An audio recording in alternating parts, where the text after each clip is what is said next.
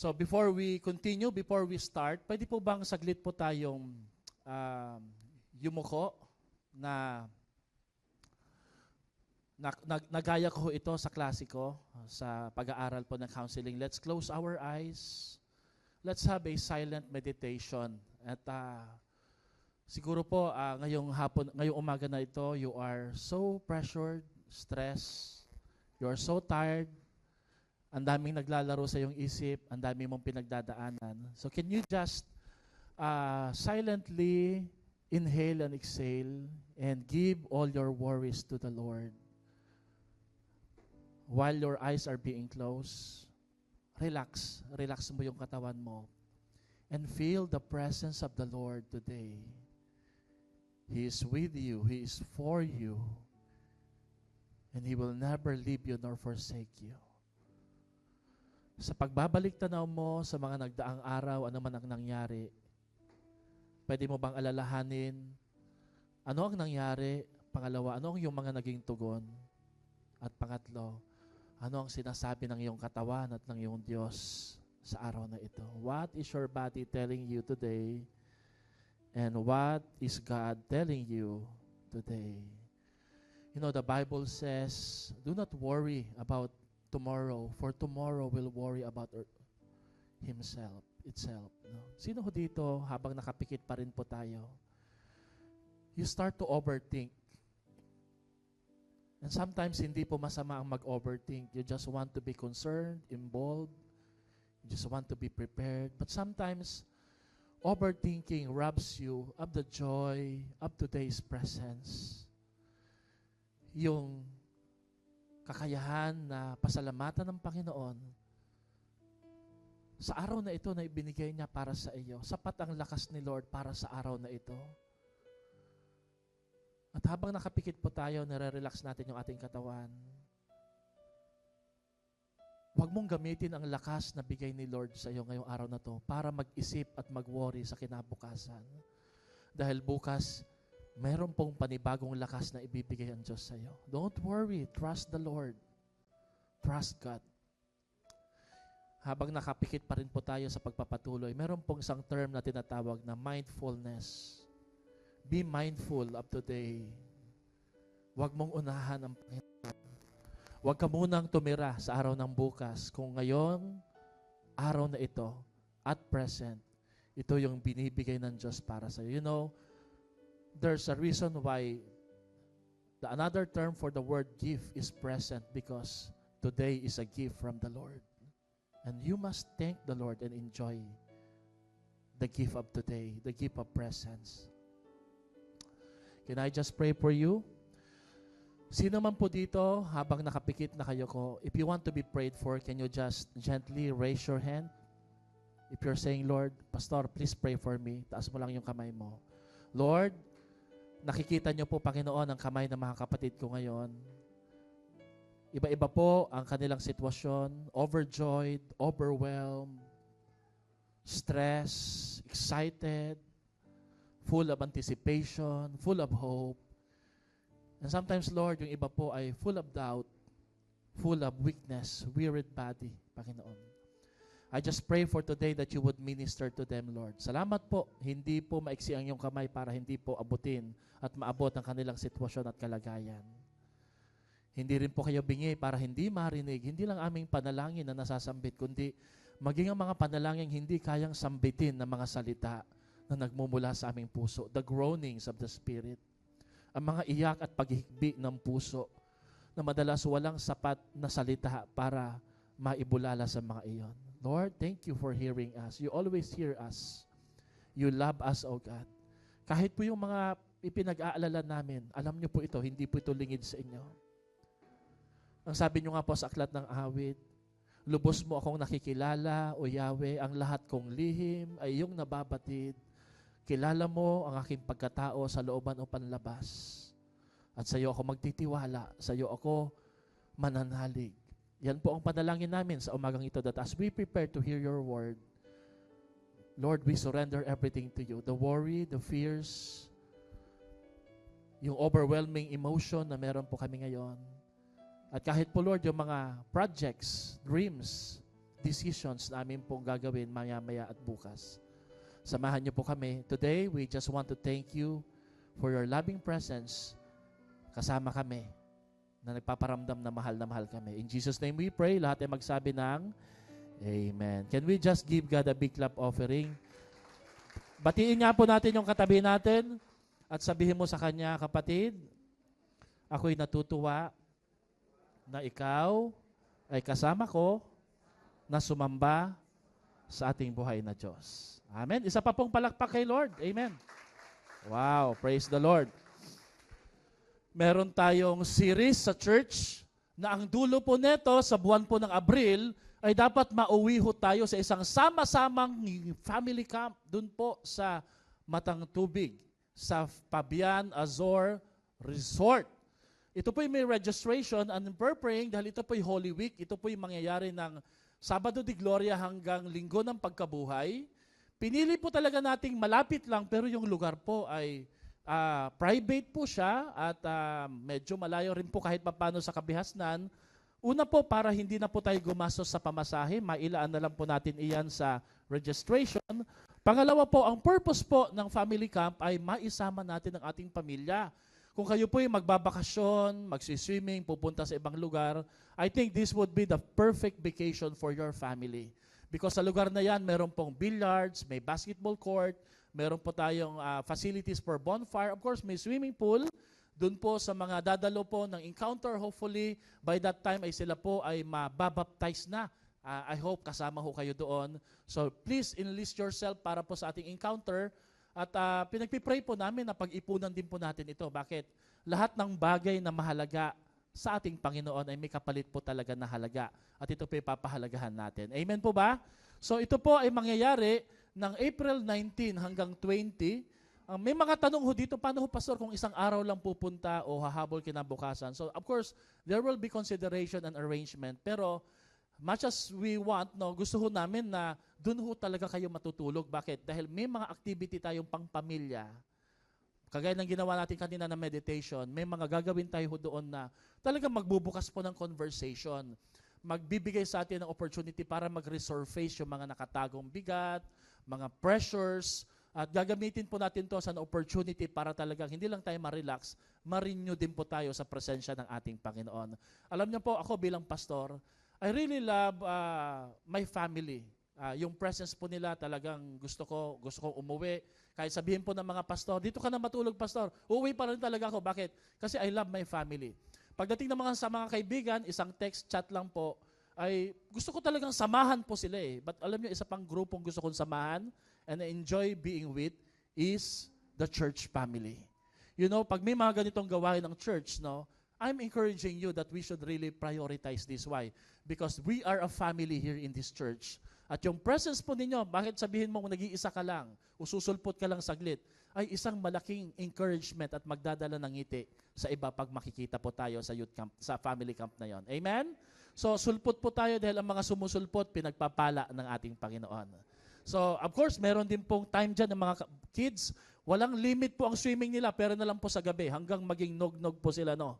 Papabayaan natin, pero babantayan para naman ma-enjoy po nila. Huwag niyo pong isipin, puro si spiritual yan. No. Meron din pong time yan na maraming time for recreation. At sa gilid po nito, meron pong isang hall, function hall na malawak, 200 seating capacity. Doon po tayo mag-movie watching, doon po tayo magpipray, doon na rin yung worship natin kinabukasan. At of course, dahil may registration fee, doon din po ang kain natin kasi kasama na po sa babayaran natin. Amen? Sino ho dito excited sa ating family camp? Say amen. Wow, amen. Parang dito lang yung excited Dito kaya, excited ba? Sige, di kayo excited. Ulitin ko nga, dito ba excited? Say amen. Ayun, mga nasa likod pa rin ang pumapalakpak. Ang series po natin na The Call to Discipleship. The Call to Discipleship. Sa Tagalog, ang panawagan ng isang mas malalim na pagsunod kay Lord ay napakahalaga. You know, sa panahong ito, ang dami hong pamilya, ang dami pong relationship, kahit magkaibigan, ang nasisira. Bakit? Nawala na ho yung tinatawag nating commitment. Meron nga pong ginagamit na term, gamitan. Pag kailangan ka lang, naaalala ka, kukumustahin ka, sabay sa dulo at susunod na text, meron ka ba dyan? Nawala na ho yung spirito ng commitment o pagtatalaga-talaga sa buhay. You know, ang isang reason din po dito because bumaba po, there has been a decline to moral compass. Pag sinabing moral compass po, nawala na po ang kaisipan at konbiksyon ng isang tao na tingnan at desisyonan ang mga bagay ayon po sa tama at hindi po sa nakararami or majority. Yung iba po mga tao ay mas pinipili ho nila yung convenience po over commitment. Pinipili nila yung komportable kaysa po yung maging matapang at maging malalim sa ating Panginoon. Ang nakita ko pong problema, it's because hindi nila sineryoso ang panawagan ni Lord. Hindi nila sineryoso ang ating Panginoon. Kaya may tendency pong hindi natin seryosohin ang relasyon natin sa ating paligid. Am I right? Amen po ba doon?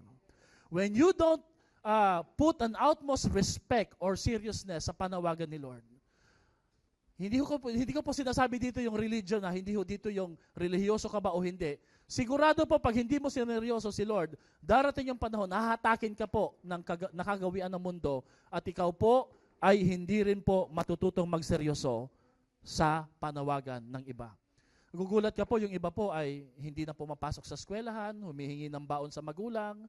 Yung iba po ay, I heard this, news There was a news. Excuse me bro, nga po natin. Upo na lang po muna tayo. Sige po.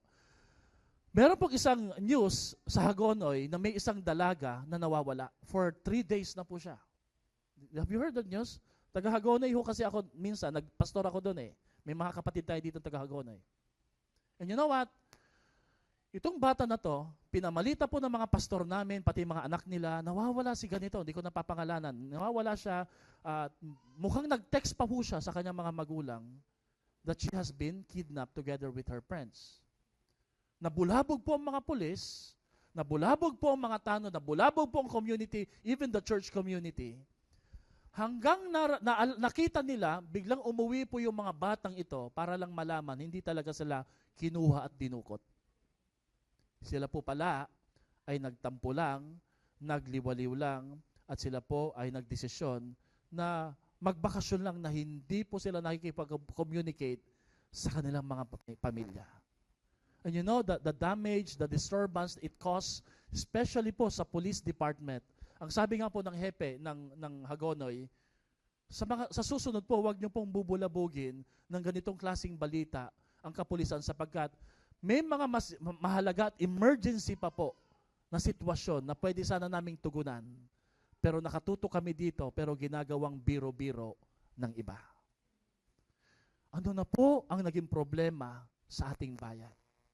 Sa ating mga kabataan?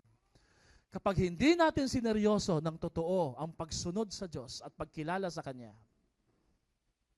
hahatakin tayo ng pamantayan ng mundo, magdidesisyon tayo ng mga desisyon na hindi na po ayon sa kalooban ng Diyos at makapananakit sa ibang mga tao. Kaya nga po, napakahalaga ng call to discipleship. Pakisabi nga po, the call to discipleship. Last Sunday, sinabi ko po na kaya mahalaga ang call to discipleship because the call to discipleship is the call to follow Jesus, not to follow people. Hindi ho ito panawagan para maging tagasunod tayo ni pastor, ng church na yan. Ito po'y panawagan para maging tagasunod tayo ng ating Panginoon. Sapagkat ang Diyos lang po ang nararapat na sundin. Nandyan po ba yan? Pakita nga po natin. It is the most important call in life. Pwede tayong tawagin ng iba, pwede tayong tawagin ng ating mga kamag-anak, kaibigan, ni Mayor, pero wala hong masihigit na panawagan kaysa po sa panawagan ng ating Panginoon. Alam niyo po, ang daming panawagan ngayon, the call to rally, the call to unity, the call to freedom, but the most important call in this life is the call of Jesus for you to follow Him fully and seriously. Sinabi natin last Sunday, kung gaano kahalaga ang panawagan na to, it's because it's Jesus Himself who calls us. Hindi po si pastor, hindi po yung cell leader natin. And He calls us to follow Him fully, buo, and immediately, hindi po mamaya na. Because we believe that delayed obedience is disobedience. Kapag ang ating pagsunod ay naaantala, hindi talaga yung totoong pagsunod. At nasasanay ho tayo ngayon sa buhay. Susulpot po tayo pero Hindi tayo nakangako, hindi tayo nagbibigay po ng assurance. Kaya nga po, nabibitin po ang lahat ng mga bagay. It's also a call to full surrender, and it requires immediate response. At sinabi din po natin last Sunday that Jesus does not call the smartest, the wisest, the strongest, but rather God calls the willing. Hindi tinatawag ng Diyos dito ang matatalino, ang magagaling, ang mayayaman, ang makapangyarihan, ang may impluwensya. Lahat pong yun ay baliwala. Yung title at position po natin sa labas, hindi mo yan pwedeng maipagmalaki kay Lord. Bakit? Hindi iyan mahalaga sa ating Panginoon. Ang mahalaga sa Diyos ay hindi yung title mo, hindi yung position mo eh. Ang mahalaga kay Lord, handa ka bang tumugon sa kanyang panawagan? Are you willing, are you ready to respond to God's call to follow Him? You know, Pastor, ano pong kaibahan ng salitang Christian sa disciple? You know, ang salitang Christian, 3 times lang pong lumabas sa Bible yan. Pero ang salitang disciple, 284 times lumabas sa buong Biblia. In other words, ayaw ni Lord na nanatili tayong Kristiyano. Although it's a good start because walang disipulo na hindi muna mananampalataya kay Kristo. And that's Christian. Pero sad to say, hindi lahat ng Kristiyano ay disipulo o tagasunod ni Kristo. Nanatili lang silang nakaupo, kontento. Sila ho ay, ang kaisipan po nila ay sapat na mananampalataya sa ating Panginoon. Subalit, sa 284 appearances or occurrences sa Bible for the word disciple, it means a lot, it says a lot. Which means, God calls us to a call of discipleship. Para sa akin, the call to discipleship is a deeper, intimate, and genuine relationship with God. Isang malalim, seryoso, at agarang pagsunod sa ating Panginoon. At hindi ho ito isang relihiyon. This is not a religion, this is not a rites, this is not a full of rules, and this is not a ritual. Akala po ng iba, pag nag-church tayo dyan, may program naman yan eh, gagawin natin sunod-sunod lang. No, discipleship is not about religion. Discipleship is all about relationship with our Lord Jesus Christ. Ano pong kaibahan, Pastor, ng salitang religion sa discipleship? Because religion will always say, join us if you have changed. Magbago ka muna, sali ka sa amin. That's religion. Change first, then you can join us. But Jesus would always call us like this, join us and you will be changed. Pag sumama ka sa akin, pag sumunod ka sa akin, kahit palpak ka, kahit makasalanan ka, kahit sira ang buhay mo, kahit pinipintasan ka, pwede kitang baguhin and I can make you better in life. Palakpakan nga po natin ang ating Panginoon. So that's why salvation is free. It's a gift. But discipleship will cost you everything. Ang kaligtasan, ang pagtanggap kay Lord, yung ginawa ni Jesus sa krus ng Kalbaryo, wala pong bayad yan. Yan po yung regalo o inaalok sa'yo, depende kung tatanggapin mo. Pero wala kang babayaran dyan. Bakit? Binayaran na ng Diyos yan eh. Kaya po, ang mga Kristiyano, ang mga disipulo ni Lord, tayo po, hindi ho tayo nagmamataas, hindi tayo nagsasakripisyo pag Biyernes Santo. Hindi tayo nagpapapako sa krus, hindi tayo naglalakad na nakaapak. Bakit? Hindi natin kailangan bayaran ang isang bagay na binayaran na ng Panginoon 2,000 years ago. We don't work and earn for our salvation because salvation has already been paid by the Lord Jesus Christ at the cross of Calvary. Kaya nga po may nagtanong sa akin eh. Sabi niya, Pastor, bakit ang mga Kristiyano pagka Biyernes Santo, Holy Week, nagsiswimming. Bakit yung iba ay papasting, naggaganito? Sabi ko kasi ginawa na ni Lord ang isang bagay na hindi natin kayang gawin para magawa natin ang mga bagay na malaya natin gawin dahil sa kabutihan at katapatan niya sa ating mga buhay.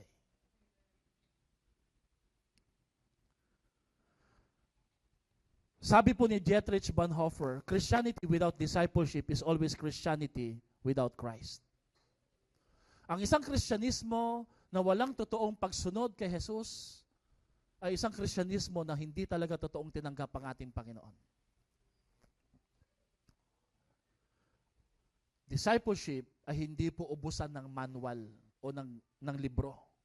Hindi po padamihan ng binabasa, padamihan ng dalo. Discipleship is all about baguhan ng buhay. If you're here today and this is your first time, let me just say this now. Hindi ito religion na dinadagdag natin para magkaroon ka ng puntos sa ating Panginoon. If you're here today, this is about transformation. Dahil mahirap magsalita na ikaw ay totoong tagasunod ni Kristo pag walang pagbabago sa ating buhay. Kaya dapat ang mga Kristiyano maingat sa bibig, sa lakad, sa gawi, sa desisyon. Bakit? Mataas po ang pamantayan ng mundo pag sinabing ikaw ay totoong tagasunod ni Kristo. And that is okay. Why? Because ang ibig sabihin po niyan, alam nila na ikaw ay totoong tagasunod talaga ng ating Panginoong Kristo. Amen? Now, to introduce the second installment of our message, gusto ko pong simulan ho ito sa isang laro na gusto-gusto kong gawin dati kapag wala ho akong ginagawa. May inaantay. Nauna ho dati yung laro na tinatawag na 4 pictures in 1 word. Or 1 word with 4 pictures. Hindi ko alam kung ano bang tama doon, di ba? 4 pics, 1 word. 4 na larawan, huhulaan mo kung ano po ang kinakatawan ng larawan na yon sa isang salita. Ang topic po natin ngayong umaga na to is the portraits of a true disciple of our Lord Jesus Christ. Ano po ba ang larawan, anong itsura, ano yung imagery ng isang totoong tagasunod talaga ni Kristo? You know, marami pong iba't ibang uri ng learning. Some of you here are auditory. Natututo tayo pag naririnig natin. Right? Yung iba naman po yung kinetics. When we do something, we write it up, we learn something. Pero yung iba po, visual. Tama po ba? Yung iba naman po yung oral, pagka dinidiscuss. Pero mas maganda ho pag sabay-sabay, no? Auditory, oral, notes mo pa, sana nagno-notes po tayo ngayon, pero yung iba po picture na lang, okay lang po yon. Pero mas maganda po if we can picture it out in our eyes, in our mind. Kasi po, nakikita natin na mas mahalagang isang bagay if there's a portrait. Everybody say portrait. So, ang babasahin ko po ngayon, isang passage po na meron pong 4 na portrait ng totoong disipulo ni Kristo. Okay? Iisa-isahin po natin to ha. At ito po yung magmumula sa aklat ng Luke chapter 14 verse 25 to 35. Can we just read this verse ng sabay-sabay? Ready? Go.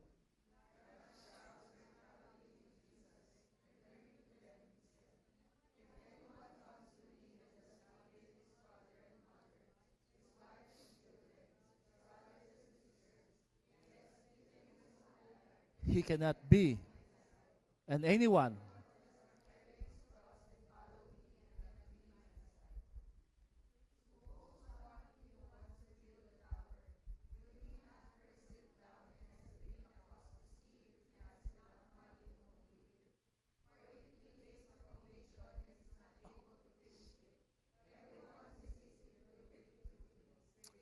This fellow began to build and was not able to finish. Next slide. Or suppose a king is about,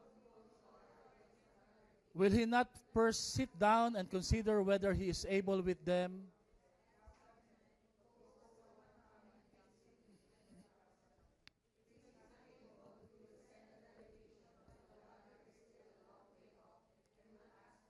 And the 4th portraits, in the same way, any of you who does not give up everything,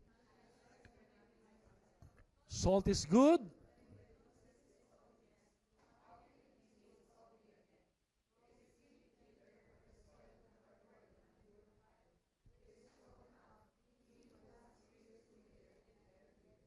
Sa Luke 14, context is everything. Napakahalaga ng konteksto, no? Ano hong nangyayari dito? Ano yung naunang talata? Ano yung talata bago ho sa talatang ito? Sa talatang ito, sa Luke 14, malapit na si Jesus sa kanyang path papunta sa Via Dolorosa. Alam niyo yung sabihin ng Via Dolorosa? It is the path to crucifixion. Ito na ho talaga ang pinaka-pinnacle or peak ng kanyang pagsunod sa kalooban ng Diyos Ama. So, as Jesus was getting near to the cross, ang dami po sumusunod sa kanya kasi sa kwentong ito, marami siyang mga pinakain, naghimala po siya Mula po sa ilang tinapay at isda, pinarami po niya ito, nabusog po mga tao, and people or large mob or crowds keep following Jesus. Pero bigla ho silang hinarap ng Panginoon at tinuruan po ng mas malalim na katuruan patungkol sa pagsunod. At mula ho noon, ang sabi po sa talata, many of those who used to follow Jesus turned their back against Him. Hindi na po sila sumunod sa ating Panginoon. Alam niyo po, think about this. Wala ho yan dyan. When Jesus fed these people, there were about 15,000 in numbers. Nung sila po'y pinakain ng Panginoon, sila po'y 15,000. But only 500 remained to follow Him. Only 500 remained to follow Jesus. Mula po sa 15,000, nung hinarap na sila ng ating Panginoon, kinausap patungkol sa mas malalim na pagsunod, ang natira 500 na lang. And only 3 disciples stayed with Jesus at the Garden of Gethsemane while He was praying, sweating with blood. At ito po nakakalungkot. Only 1 disciple stood with Him at the cross of Calvary. 15,000. 500. 3. Only 1 remained. Ano po ang katotohanan na pwede natin makita dito? The closer you get to the cross, the smaller your crowd or follower becomes. Pag mas pahirap na ang pagsunod sa Diyos, mas kokonti na ho ang totoo talagang sumusunod sa Kanya. Sinabi ho natin nung nakaraan that following Jesus is costly and there is a price to pay when we make a decision to follow Jesus. So ang unang portrait of a true disciple, number 1, is the portrait of a family. Everybody say family. Ang sabi po dito, the first picture of a discipleship portrait is a family who loves Jesus supremely. Yan po yung makikita natin sa verse 25 to 26. Nung sinabi ng Panginoon, anyone who does not hate his mother or father, his brother or sister, is not worthy to become my disciple. Tama po ba yung nababasa natin? Anyone who comes and does not hate his father or mother and his wife and her children, his brothers and sister, yes, even his own life, he cannot be my disciple. Tama naman yung binasa natin, oh. Tama po ba yung ni-recite ko? Because for me, this is a contradiction. Hindi ba't ang sabi ng Panginoon, we must love one another, we must love every people, even including our enemies. Amen? Now, how come, ang sabi ni Lord dito, huwag niyong mahalin ang inyong mga magulang, ang inyong mga kapatid, sapagkat pag ginawa niyo ito, hindi kayo nararapat na maging totoong tagasunod ko. So for me, if you're thinking just like me, for me, this is a contradiction. Hindi po ba, Lord, ang gusto niyo po ay mahalin namin ang lahat? Kung mamahalin nga namin pati kaaway, lalo na po dapat naming mahalin, pati po, lalo ng aming pamilya. Tama po ba yon? No. Hindi ho sinasabi dito ni Lord na hindi natin mamahalin ang ating pamilya because Jesus, He is not just God, He is also a master teacher. Sa talatang ito, He is using a figure of speech. Sino ho dito nakakaalam kung ano pong figure of speech? Ano po mga example ng figure of speech? Simile, metaphor, Ang ginamit po ni Lord dito is hyperbole o hyperbole. Ano po ba, Pastor, ang ibig sabihin ng hyperbole? Sa simpleng salita lang, pagmamalabis na pananalita. Pagmamalabis na salita. It's an intentional exaggeration to emphasize a point. For example, ano po example ng hyperbole? Sabi niya, oh, I'm so hungry, I could eat a cow. Sobrang gutom ko, kaya kong kumain ng isang buong baka. Really? Makakainin mo ba talaga ang buong baka? No. What am I just saying? Sa sobrang gutom ko, marami akong kakainin. Kahit ano kakainin ko. That's an intentional exaggeration in order to emphasize a point. And by the way, nung ginamit ng Panginoon ang salitang hate, everybody say hate. Hindi po ibig sabihin nito, disfavor, kamumuhian mo ang iyong mga magulang. Ang ibig pong sabihin ng hate dito ay huwag mo silang ilagay sa mas mataas pa na posisyon kesa sa ating Diyos. Uulitin ko po ha, ang totoong tagasunod ni Kristo ay hindi dapat pinag-iisipan at panagdidesisyonan po niya sino po ang pipiliin ko, ang pamilya ko ba o ang Panginoon. Because it's no-brainer. It's non-brainer. Hindi na dapat po iniisip yan. Of course, dapat si Lord. Pastor, magugulo yung pamilya namin. Ba't ko naman po iiwanan yung... Kung hindi naman po nila kayo pinipigilan, ba't mo naman iiwanan? Ba't mo naman guguluhin kung maayos naman sila? Like for you, pinayagan kayong pumunta dito sa church ng iyong mga asawa, ng iyong mga magulang, right? Tama? So walang dapat magulo. Pero ang sinasabi sa talatang ito, kung sila po ay tatayo sa pagitan between God and them, then you make a decision. Because the first portrait of discipleship, ang unang larawan po ng pagsunod kay Lord, ay kung paano mong itinataas sa iyong puso at dinadamban at pinapahalaga ng iyong pamilya, higit pa dapat dyan ang iyong pagmamahal sa ating Panginoon. You know, you would do everything for your family, for your wife. Tama po ba ako? Am I right?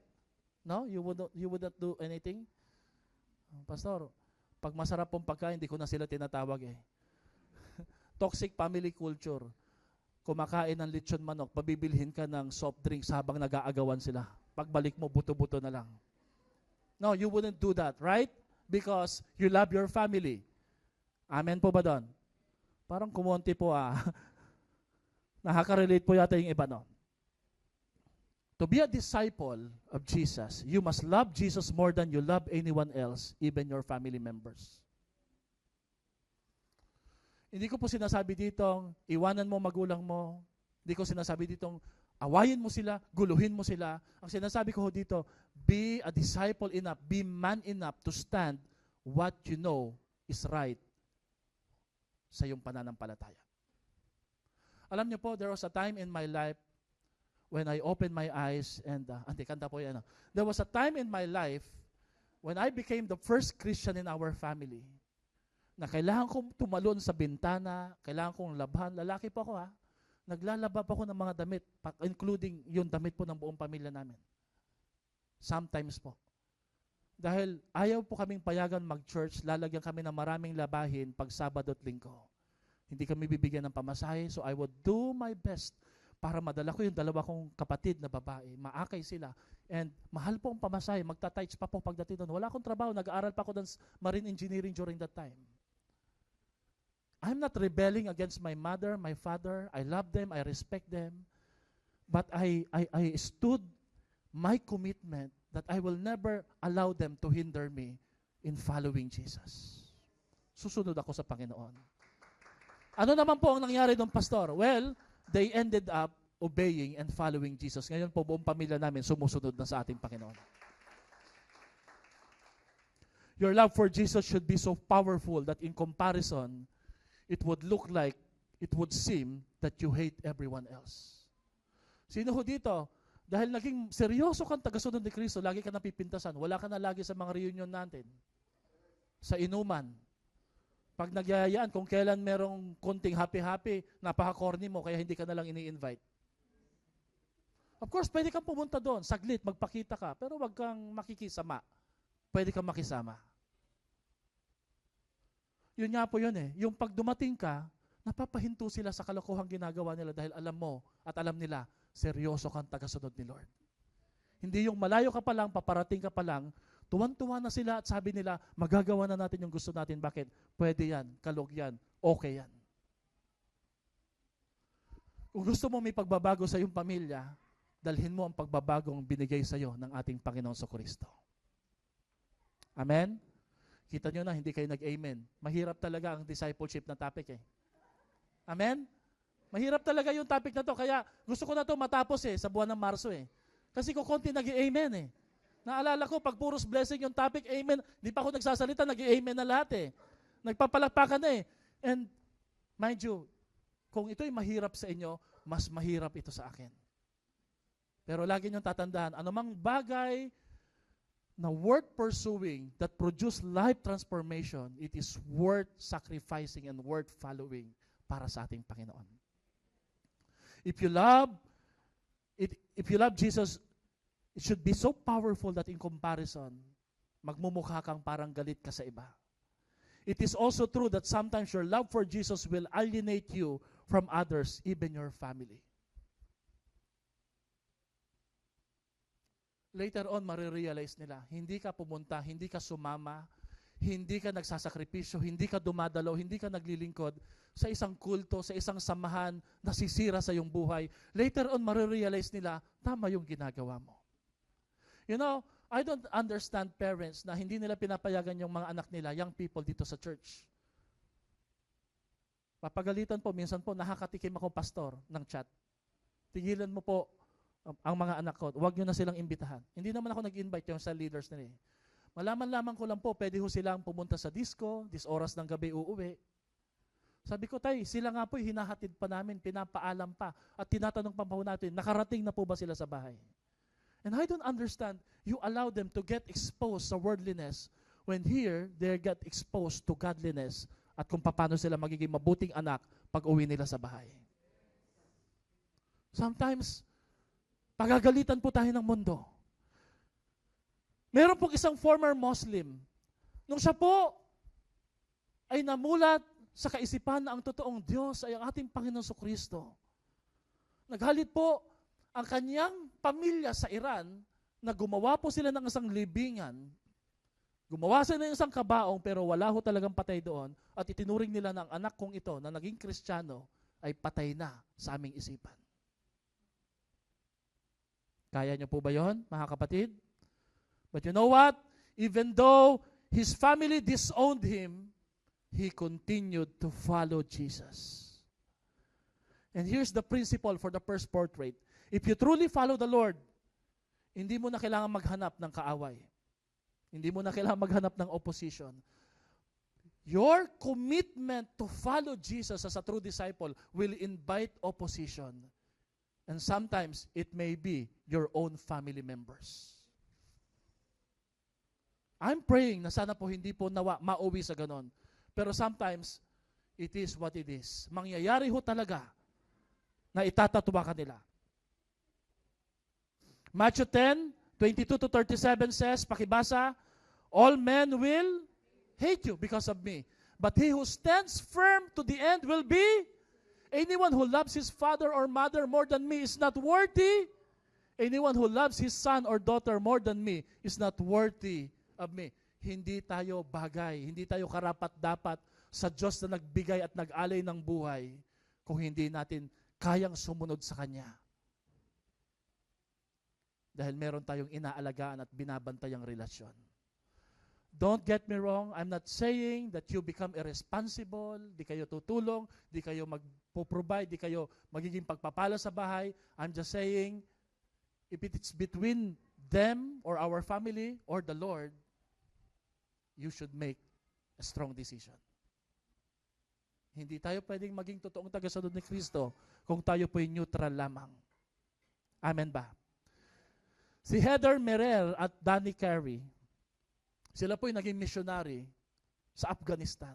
Nahalagay sa peligro ang kanilang buhay.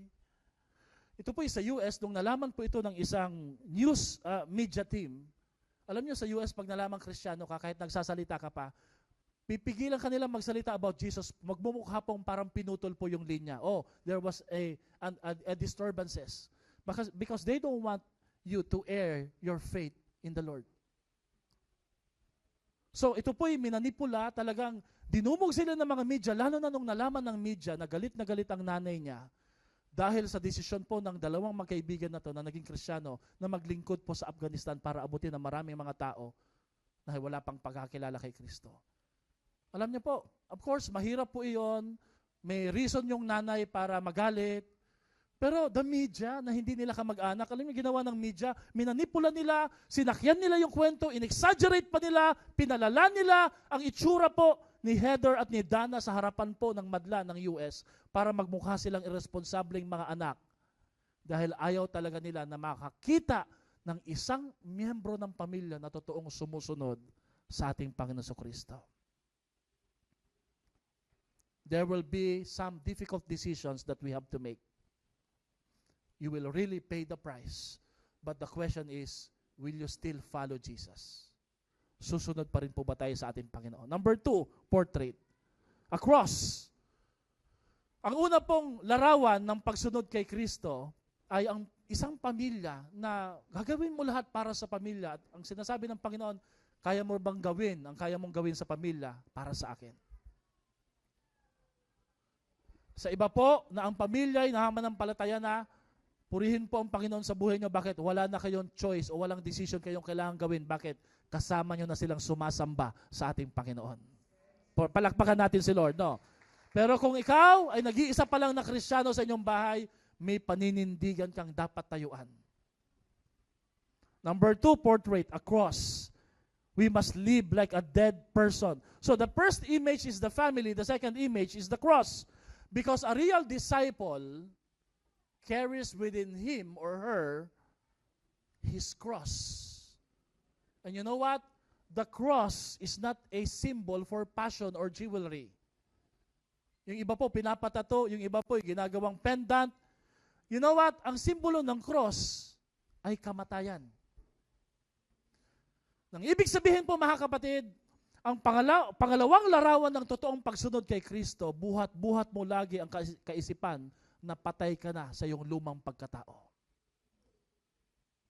You know, napapagod tayo, gumagastos po tayo, pero nakakapagpatuloy tayo kahit merong discouragement, may pangungutya. Bakit? Kasi ang patay wala nang reaksyon sa pangungutya. Kasi patay ka na eh. Of course, buhay po yung katabi mo. Ang ibig ko sabihin, patay na yung luma mong pagkatao na gusto laging masunod. Yung flesh, yung carnality. Maraming mga Kristiyano nakukonfuse sa konsepto ng cross because they think na ang cross nila, asawa nila. Alam mo, bigat ng cross ko. Bakit? Yung mister ko eh. Pinapasan ko. Talaga ba? Sabi naman ng mga mister, ang bigat din ng cross ko. Yung misis ko. Kaya lang, patagulang ng pagsasabi. Hindi malakas. Yung iba naman po sasabihin nila, Mare, ang bigat ng mga cross na binubuhat ko. Bakit? Ang mga anak ko, kabigat.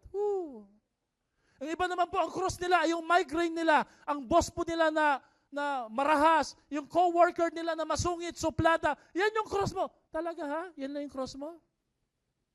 Yung iba naman po, ang cross nila, napakasimple, yung kanilang ingrown sa kuko, yung paa.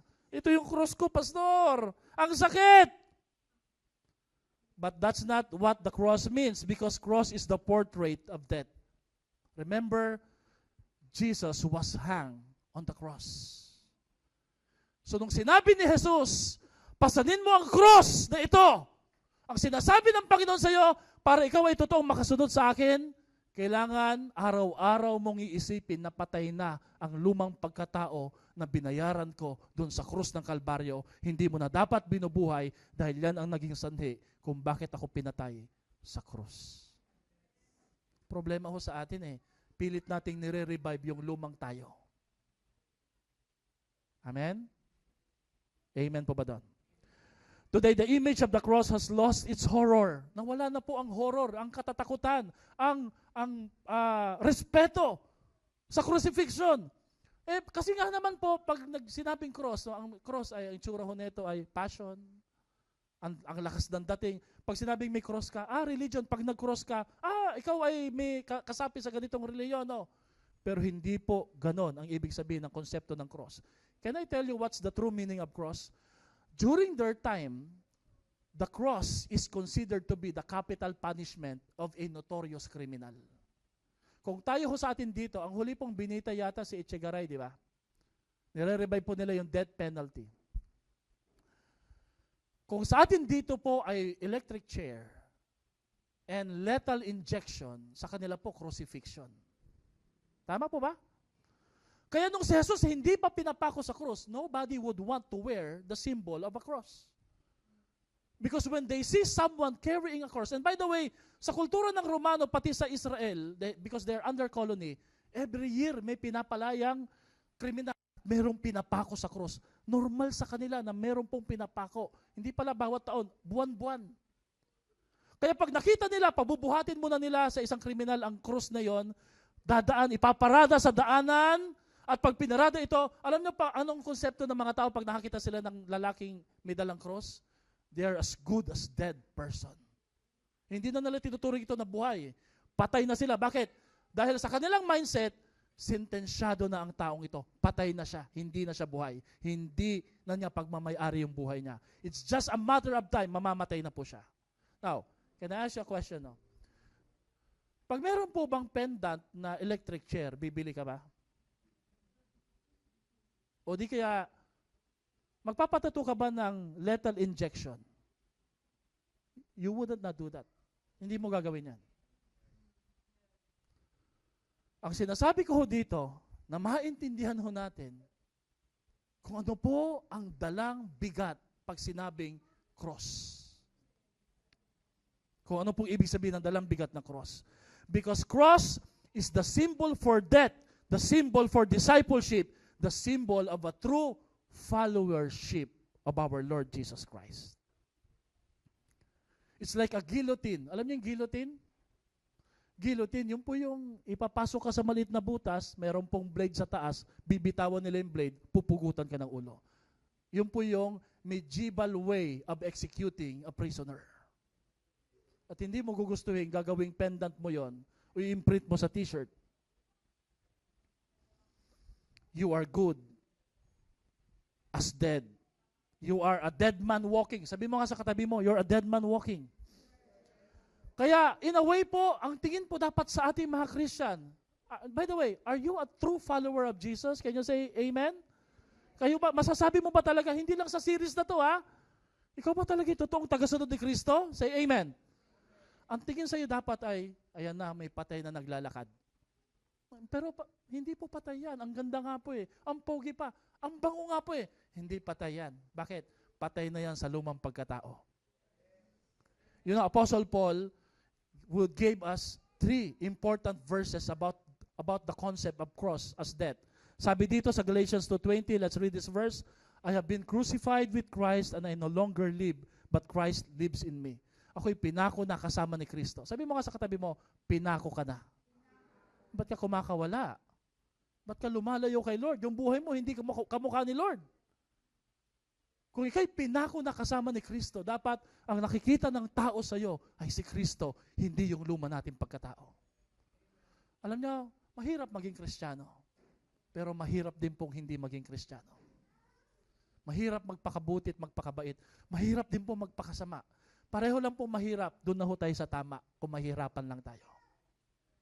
Another verse, Galatians 5:24, those who belong to Christ have crucified the sinful nature with its passion and desire.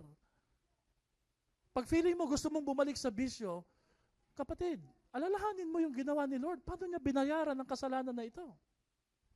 Dumadak po yung dugo niya eh. And sometimes, pag tayo mga Christian, the modern Christian would always say, Pastor, which is which? Ano ba yung kasalanan na maliit, malaki, at offensive kay Lord? Well, very simple. Ang kasalanan, malaki man o maliit na degree, is kasalanan. Pag nagnakaw ka ng 1 million, magnanakaw tawag sa'yo. Pag nagnakaw ka ng 100 pesos, pareho lang din. It's not the degree. It's the offense. So we can never rationalize it. Na pwede natin sabihin, maliit lang naman eh. Kasalanan is kasalanan. Yun ang naging dahilan. Kaya pinako si Jesus.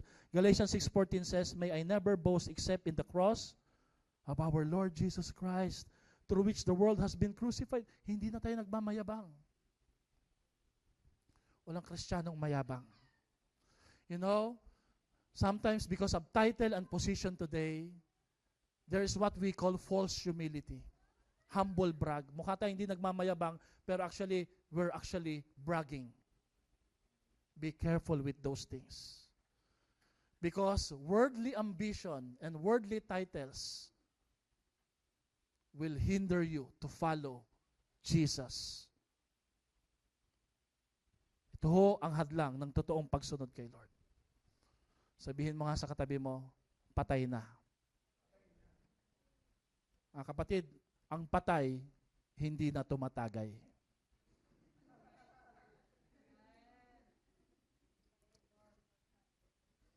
May nakita na po ba kayong patay, tinatagayan pa? Tapos sagot ng patay, pare, isang shot pa. Bay, tatakho kayo pag narinig nyo po yan. Ang dedo kay Kristo, hindi na nagbibisyo. Kung ikaw ay patay na para kay Lord, tama lang na ang buhay mo ay kamukha ng buhay ng ating Panginoon. Amen? Ang disease, ano ibig sabihin ng disease? Hindi na nagchichismis. Sabihin mo nga sa katabi mo, walang disease na nagchichismis. Pag ikaw nakarinig ng patay na nagchichismis, matakot ka na, kapatid. Amen? Ang gandang larawan ng pagsunod kay Lord. No? Kaya nga po, portraits of discipleship. Amen po ba doon? Palakpakan nga po natin si Lord. Pangatlong portrait, a tower. Nandun po yun sa binasa natin eh. Magkakasunod po yun eh. Una, pamilya. You love the Lord supremely. Pangalawa, cross. You die for your old self. By the way, dying for your old self is a day-to-day basis. Kasi ang kaaway, ang sinful nature natin, parang si Venom po yan. Symbiotic, naghahanap ng host. Ang parasite, naghahanap ng host para mabuhay. Alam nyo, ang lakas ng kasalanan ay nasa sa isang taong wini-welcome ito. Kaya naalala nyo si Eddie, di ba? There was a time, nanonood ba kayo ng Venom? Ako lang ata, no? Sabi ni Eddie, ayaw na kita. Kasi ang lakas ng isang parasite ay nasa host. Tingnan nyo po yung tingnan nyo po ito, no? Pag ako pumuntang 7-Eleven, hindi po ako naglalaway ng mga alak. Yose, hindi po. Why? Ayaw ko nun eh. Amen? Cheese ring, gusto ko po yun. Ice cream, gusto ko po yun. So walang lakas ang mga tukso na to dahil ayaw ko. Nagkakaroon lang po ng lakas ang isang tukso pag gusto ng host. Bakit ayaw ko? Kasi hindi na ako nakatira sa buhay na ito eh. Ang nakatira na ako sa buhay na ito ay ang ating Panginoong Kristo na nagmahal sa atin at nagbigay ng kanyang buong buhay para sa atin. Amen? A tower. Verse 28 to 30. Sinasabi po ng Panginoon dito, ang image po ng pagsunod kay Lord ay isang tao po na nagplano na magtayo ng isang tore. Tama po ba? Ang Tagalog ng tower, tore, no?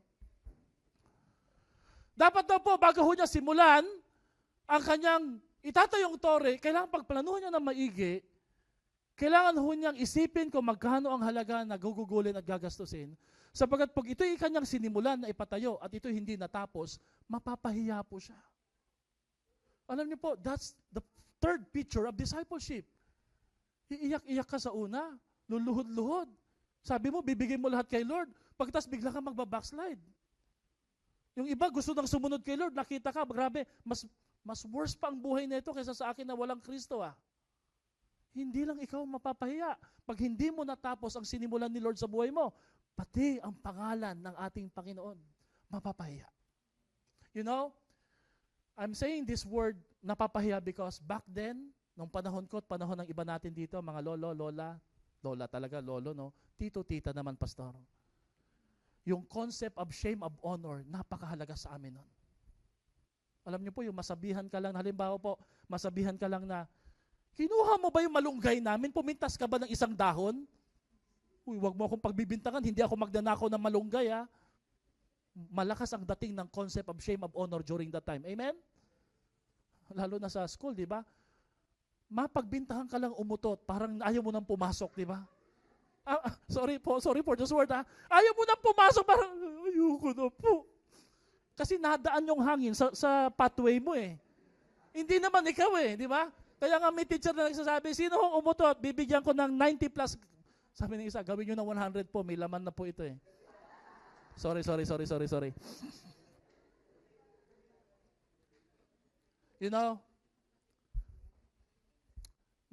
para makita niyo importansya ng shame and honor.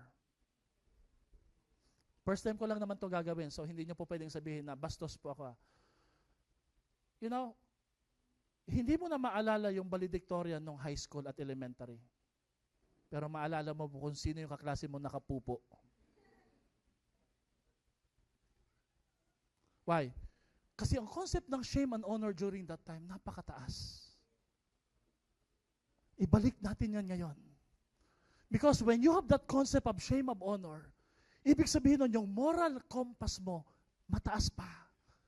Nakaka-sense ka pa kung ano yung mali sa tama at tama sa mali. Pero pag wala na tayong hiya, nagagawa natin gumawa ng mali kahit sa harapan ng kapwa nating Kristiyano, harapan ni pastor, harapan ng ating Panginoon. Ibig sabihin po nun, nawawala na po yung konsepto ng ating kahihiyan. Amor proprio sa Filipino context. Amen. Ano ho nangyari dun sa tulay sa Isabela? Mas nauna sa bulsa yung budget kesa sa tulay. Sinong napapahiya ngayon? Hindi lang po ang mayor, gobernador, architect sa Isabela, napapahiya ang bansang Pilipinas. Pag sumunod ka kay Lord, at dapat talaga sumunod tayo sa Panginoon, hey, hello, amen?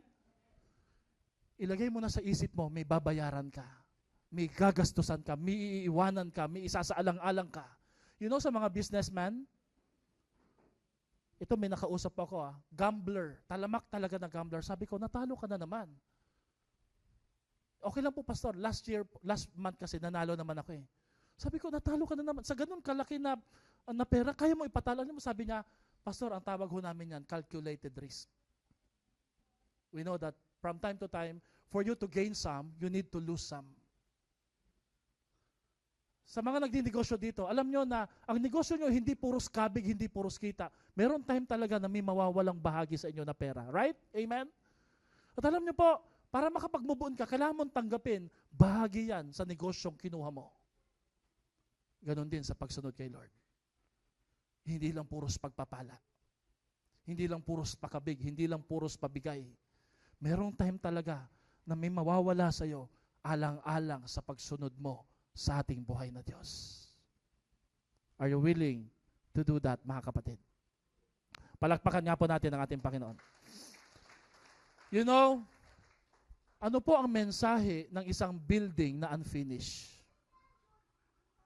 Ano po ang sinisigaw ng isang proyekto na hindi natapos?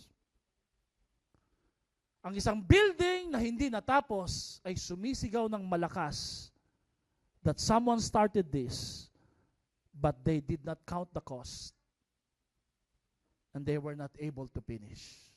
Ang isang Kristiyano na hindi po buo ang pagsunod kay Lord, ay isang patotoo na may mensaheng malakas ang sigaw sa mata ng madla at ng mga taong nakapaligid sa kanya.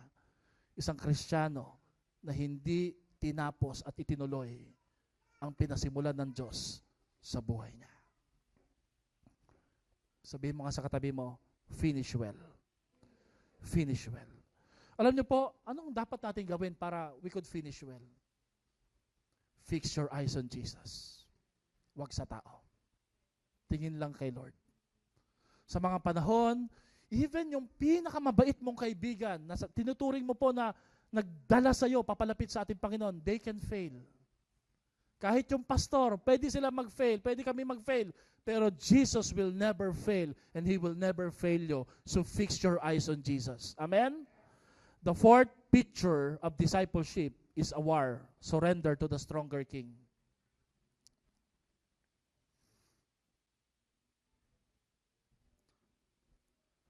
Ang sabi ho dito, this is a tale of two kings. One is outnumbered and he wisely approached the stronger king. Dahil alam niyang matatalo na siya, imbis na maraming bloodshed, maraming mamamatay, nilapitan na lang po niya yung malakas na hari at ang sabi ho doon, susuko na lang po ako sa iyo.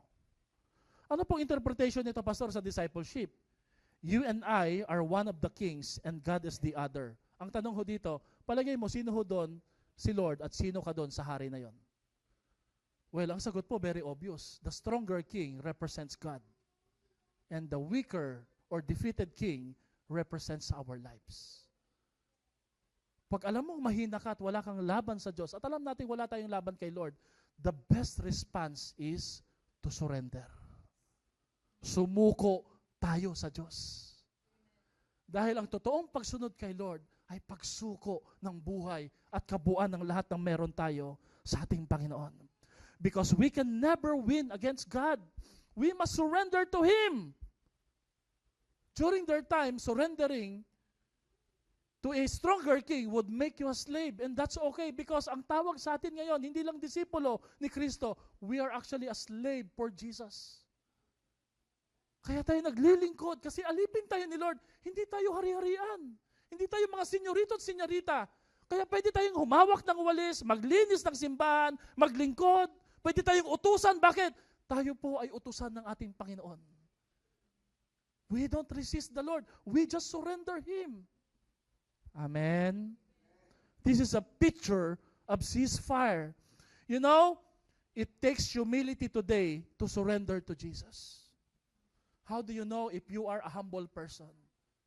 With much surrender displayed in your life, it means you're a humble person. You know, I'm always blessed with people who would always come to me sa office at sabihin, Pastor, can you just pray for me? Sa panahon na sila'y pinagpapala, lalapit, makikipag-pray, mag-uusap. Sa panahon na sila'y bumabagsak, Pastor, nanghihina ako, ito po yung sitwasyon ko. I like those gestures. Why? Because it shows that they fully surrender to the Lord. Alam nyo ngayon, sad to say, marami na akong hindi alam na nangyayari sa mga taga-Sayan Baliwag. And I'm praying that you are fully surrendered to the Lord. Because kung sa tingin po ninyo, nagagawa nyo na yan, kaya nyo nang gawin yan, hindi mo magagawa yan pag wala ang Panginoon sa buhay mo. Apart from the Lord, you can do nothing. It may look like you are submitting to your pastor, to your leader, but in heaven, the picture is you are surrendering to the King of Kings and to the Lord of Lords. Amen po ba doon, mga kapatid? There was a story about a lifeguard. Anong ginagawa ng lifeguard? Nagliligtas ng mga nalulunod. May nalulunod. Sumigaw po lahat ng mga nagsiswimming. Lifeguard, iligtas mo siya. Pumunta yung lifeguard malapit po sa beach, pero hindi po niya niligtas yung nalulunod. Nakatayo lang po siya. Lifeguard, nalulunod na siya. Nag-struggle na siya, babagsak na siya. Nung nakita po ng lifeguard na siya po ipapalubog na at huminto na siya sa kikislot-kislot paggalaw, siya po pinuntahan na ng lifeguard, sinagip at hinawakan po sa leeg, ibinalik. Nagalit po yung mga tao nung nire-revive po. Buhay naman po. Sabi niya, ano bang klaseng lifeguard ka? Nakita mo kumikislot-kislot na po siya, nag-struggle na siya, hindi mo siya niligtas. Sabi niya, you don't understand the principle of life-saving. Nakita niyo kung gano'n siya kalaki, tas ako ang liit? He keeps on struggling under the water. Pag ako pupunta sa kanya that he is struggling, he is fighting, pareho kaming malulunod. When I saw that he was willing to surrender so I could save him, that's the best time for me to save him. Kaya naligtas ko na siya. You know, kahit gaano ka kalakas, kagaling, kadiskarte, if you keep on struggling sa harapan ng ating Panginoon, God can save you. Hindi ka maililigtas ng Diyos sa anumang sitwasyon na meron ka sa iyong buhay. Is there a problem that you're facing right now? And you just keep on struggling and struggling, but God is waiting for you to surrender to Him and say, Lord, hindi ko po kaya to, malulunod po ako, sagipin mo ako, iligtas mo ako, tulungan mo ako, ikaw lang po ang pwedeng magligtas sa buhay ko. You need to surrender to the Lord. Pakisabi sa katabi mo, surrender to the Lord. Sa aklat ng mga awit, laging sinasabi po ni David, itaas ang kamay ng papuri sa ating Panginoon. When we lift our hands to the Lord in worship, that's the gesture of surrender. Pagpasok nyo sa bahay nyo, sa office nyo, may matinding problema, lift your hands to the Lord. Kahit gaano kabigat ang problema, ipakita mo sa Panginoon, Lord, hindi ko kaya to. Kung sa tingin po ng iba, kaya ko to, Lord, pero Lord, ang totoo, hindi ko kaya to. Admit to the Lord na hindi mo to kaya. Ang Diyos lang ang may kakayanan para tulungan ka sa sitwasyon na to. And when you do that, you are a true disciple and a follower of our Lord Jesus. Because a true disciple and follower of Jesus, he knows the concept of true surrender. True surrender. Palakpakan po natin ang ating Panginoon. Panglima at panghuli, salt. Stay pure to preserve goodness. I wish I could say this, no? Sa kampo, marami-rami po tayong pag-uusapan. You know, ang salt po nung panahon ni Jesus is equivalent to salary. By the way, dyan kinuha yung salitang salary kasi po ang Latin word ng salt is salarium. Yun kasi yung sweldo nila eh. Kaya noon, papapasok ka sa call center, sweldo mo isang basong asin. Payag ka. Kasi po, ang sahod nila nung time na yon, asin. Ang salt during that time is considered to be a highly valuable during that time. Kasi po, ang dami po nang nagagawa ng salt. It can preserve a decaying food. It serves as a refrigeration. Wala naman silang ref noon eh. Ang kanilang pang-preserve sa food na yon, and it can also use as antiseptic, di ba? Pag ikaw ay may sugat, yung iba di ba sa amin, pag tinuli, talon sa dagat, gagaling. Kasi nga, ang salt, ay meron pong kakayahan na magpagaling ng sugat. Tama? Kaya nga po, mahal po ang value ng salt. Matthew 5:13 says, "You are the salt of the earth. But if the salt loses its saltiness, how can it be made salty again?" Basically, ang pure salt, hindi talaga po nawawala ng alat. Meron po bang taong pumunta sa tindahan, pabili nga po ng salt, yung medyo hindi maalat? Ano yan? Starbucks, no? 50% na sugar? Walang ganon, di ba? Pag salt, maalat talaga yan. Amen? Walang salt po na pure na walang alat. Ang isang salt, kaya lang po nawawalan ng alat pag ito'y nahaluan ng ibang chemical, nagkakaroon ng chemical reaction. Now, hello, tingin po kayo, last na po ito. Ang picture ng salt should be an influencer. You're supposed to influence other people. Pagpunta ka sa isang lugar, you're supposed to influence them. How come you are being influenced by them? Hey, your identity. Jesus said, hindi ako nagsabi, you are the salt of the earth. And it doesn't matter what you feel, what's your situation. Ngayon, ang sinasabi ng Panginoon, always represent that you are a salt. You are there to heal people. You are there to add flavor. Na pag nadikit sila sa iyo, kahit umiiyak, nasasaktan sila, lagi silang napapaiyak at nasasabing, Lord, pinagagaling mo na ako sa comforting words ng kaibigan ko na to. Lumalakas ako because the salt has the antiseptic solution to heal a wound. At alam niyo po isang karakteristik pa ng salt, bukod sa nag-preserve ng decay, salt create thirst. Ang mga kabayo po, pag sila po'y ginagamit pang race, pinapakain sila ng asin. Kaya halos lahat ng kabayo nasa kidney dialysis eh. Why? Kasi po, nahuuhaw sila. So it drives them to move fast para makainom na sila pag natapos na po yung karera. So salt create thirst. Listen, hello. Pagkatabi mo ba yung mga hindi Christian, nahuuhaw ba sila kay Lord sa kwento mo? Nananabik ba sila na anong nangyari sa iyo? Gusto kong malaman. Sa pananalita mo, sa kwento mo, parang may nangyaring pagbabago sa iyo. Wow, really? Hindi ka lang relihiyoso. Marami na kaming kasamang relihiyoso dito, pero iba ka eh. Iba yung aura mo. Hindi kasi aura. May aura ka eh. Pero hindi kasi aura. Ang aura mo ay, pag nadidikit ako sa iyo, pag nag-uusap tayo at umaalis ka na, parang hinahanap kita, gusto kitang pabalikin, gusto kong mag-uusap ulit tayo binabukasan. Bakit? Ibang lumalabas na aura o atmosphere sa buhay mo. Merong Kristo. May pagbabago. Sa bibig po natin, kung pareho tayo magsalita kagaya nila, hindi nila malalaman kung gaano tayo katotoong seryoso kay Lord. Ang pagiging Kristiyano ay maingat. Hindi para sa pangalan natin. Hindi sa church na nire-represent natin. Sa Diyos na nasa puso natin. Mag-iingat po kayo. Bakit? Baka mapapahiya lagi ang Panginoon. Na naroon ang mga tao, gusto na silang hipuin ng Panginoon para makilala ang Diyos. Pero yung mga lumalabas sa bibig natin, sa isip natin, mga desisyon natin, para pong taliwas po sa kalooban ng ating Diyos. Amen? I wish I could say more para po dito. Last illustration, or two more. I hope you would give me more time pa. I've watched a movie, literally po, kaya ko bang sabihin 100 times? No, not 100 times, no. Many, many times. Siguro 20 times. And you know, one of my favorite movie would be Salt. Who watched Salt? Salt is a movie na binigbibidahan po ni Angelina Jolie. This is way back pa, 2011 pa yata, o 13 pa na napanood ko ito. No? Can we show that picture? Salt.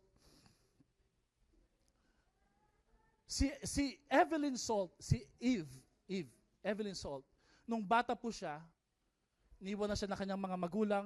I think, nagkaroon ng plane crash.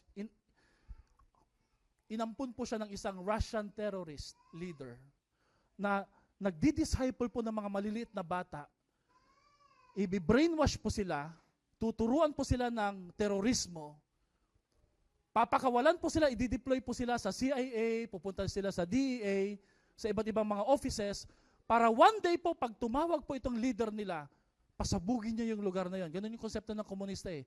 Hindi ko na kayo kailangan kausapin. Ibigay niyo yung buhay niyo para pabagsakin yung eroplano na yan. Itama niyo sa Twin Towers. Ganun po ang konsepto ng Salt na movie. But along the way, Eve fell in love with a biologist. Nasa sobrang love po niya ito, ang tao na ito ay binago siya. Wow, parang si Lord, no? Pag ikay nai-in love kay Lord, at nalaman mong mahal ka ng Panginoon, nababago ang dati mong buhay. Amen. So nung nabago po siya, na-realize niya, hindi ito yung identity ko, hindi ako terorista. So nung nandun siya sa CIA, meron po pala siyang isang kasama ho doon, na wala siyang kaalam-alam nung mga maliliit pa pala sila, isa pala siya sa mga teroristang dineploy ng Russian terrorist. At silang dalawa dapat ang maglo-launch ng code ng missiles. But it so happened that Eb Salt is no longer the same person as she was before.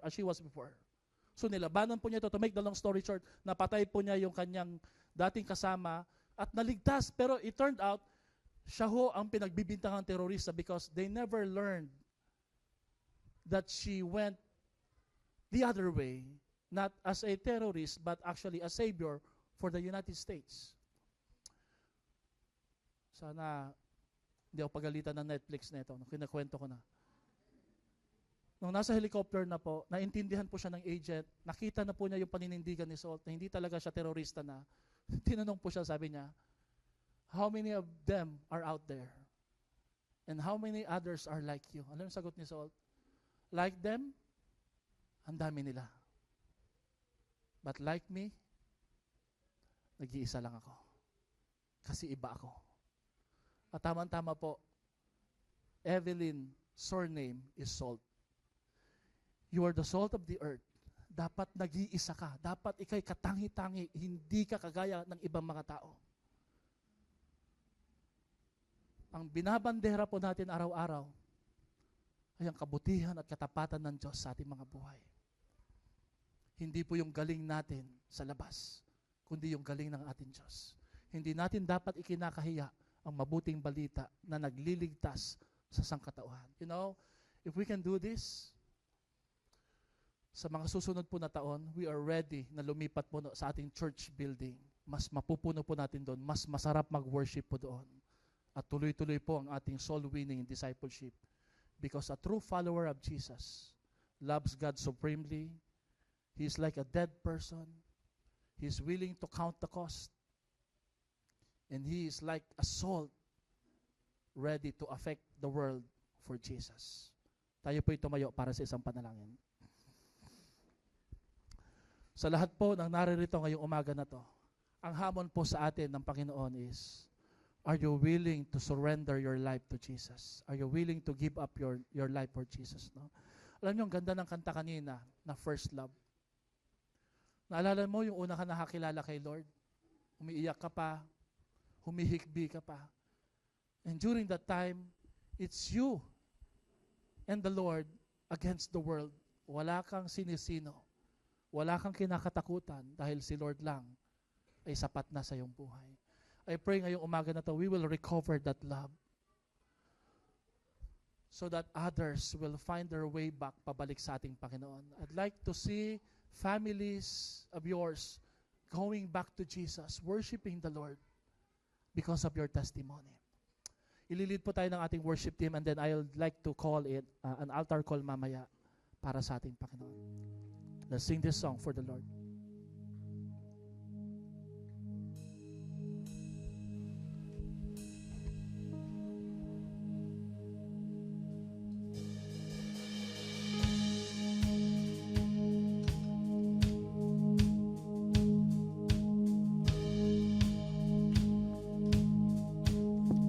This is all I want, Jesus. that the love I have for you doesn't fade along with you. Can you help with that? The reason that I ask, I've seen far too many friends walk away and not come back. I want more than that. Come on, let's lift our hands to Jesus. Let's lift our hands to Jesus. I won't wash away like branches in rain. I'd rather be kindling in the light. So set me on fire like I've never known. I wanna love you more as life goes on. So all of my days I'll place my first love first again. This is all I pray. Over everything I ask, that my friends one day come back. Can you help with that? Can I know you can? 'Cause the fire won't mean a thing if it ends right here with me. You want more than that. Pwede po ba natin itaas ang ating mga kamay? The river runs fast, but you wait at the banks and pull us like driftwood from the wild. So set me on fire like you've never known. I wanna love you more as life goes on, and all of my days I'll place my first, the first again. Once I was drifting, but you called me home. So I'll give my life for the ones still lost, and I'll see my friends reclaim their first, the first again. Ooh, ooh, ooh,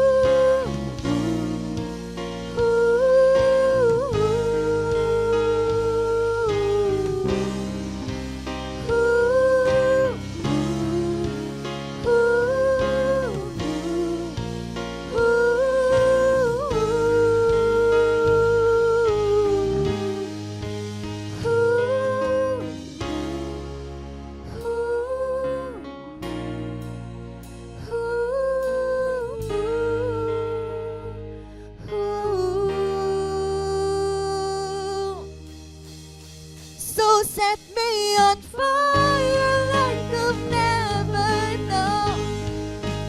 I wanna love you more as life goes on, and all of my days I'll place my first, the first again. Once I was drifting, but you called me home. So I give my life for the ones still lost, and I'll see my friends reclaim their first, the first again. And I'll see this world return, and your first love, your first. Amen. Sa inyong mga kinatatayuan, pikit po natin ating mga mata. Pwede po ba nating kanang kamay ilagay natin sa ating puso habang yung kaliway nakataas sa ating Panginoon? A gesture of surrender. Walang magic, but God will really bless our commitment ngayong umaga na to. Sino ka man, ikaw man po ay dati nang sumusunod kay Lord, bagong sumusunod kay Lord, o ngayon pa lang nagdidesisyong susunod sa ating Panginoon as a true disciple of Jesus. You know, God deserve our obedience. God deserve our life, our time. Lagi ko itong sinasabi sa isip ko, kung susunod na lang din ako kay Lord, yung buo na, hindi half-hearted, wholehearted obedience. Don't seek the approval of men. Seek the applause of heaven. Yung palakpak ng langit, yung palakpak ng ating Diyos Ama. At habang nakataas ang ating kamay, ating mga puso, hawakan po natin. Ibigay mo sa Panginoon ang mga bagay na humahadlang para ikaw ay lubos at totoong makasunod kay Lord. What are those, kapatid? Relationship, work, career, business, studies, or maybe dreams, or even worries, unforgiveness. Right now, God is calling us to follow Him, to obey Him. Idalangin mo sa Panginoon, Lord, buo akong susunod sa iyo sapagkat buo mong binigay ang buhay mo para sa akin. Talikuran, iwanan natin ang nakagawian. Ang isang patay na sa lumang pagkatao ay buhay at may bagong buhay na kay Kristo. Lord, we give our life to you.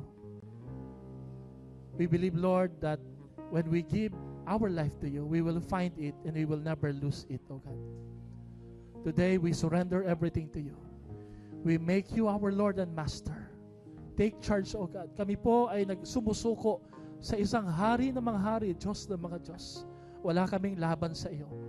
Tulungan niyo kami, Lord, na ihinto ang pakikipagdigma at pakikipaglaban sa iyo. Sa kasalanan, sa pagsuway, sa kaisipan, Lord, na meron kaming mga plano na dapat masunod kesa sa plano ninyo. We would like to see our life next day, sa mga susunod na araw, obeying you more and loving you more and more, Lord. Sharing the goodness of our Lord as the salt of the earth. Help us, O God, that our presence will create thirst. Ang aming pong presensya, katabi po ng aming mga kaibigan at mahal sa buhay, ay magpuproduce, Lord, ng pagkauhaw sa mga taong ito at hahanapin nila ang Kristong tinanggap namin, dinadakila sa aming mga buhay. Bless each parent, O God, every father na nandito ngayon, na sa kanila magmula ang modelo ng pagsunod, ng discipleship. Bless every parent, bless every youth and young professional. Ano man po ang kanilang hamon, struggle sa buhay, they will choose Jesus. They will choose to follow you. They will surrender their lives to Jesus. You deserve the praise. You deserve our life. In Jesus' name we pray. Lahat ay magsabi ng malakas na Amen and Amen. May the Lord continue to bless us. Makaupo na po tayo. God bless you.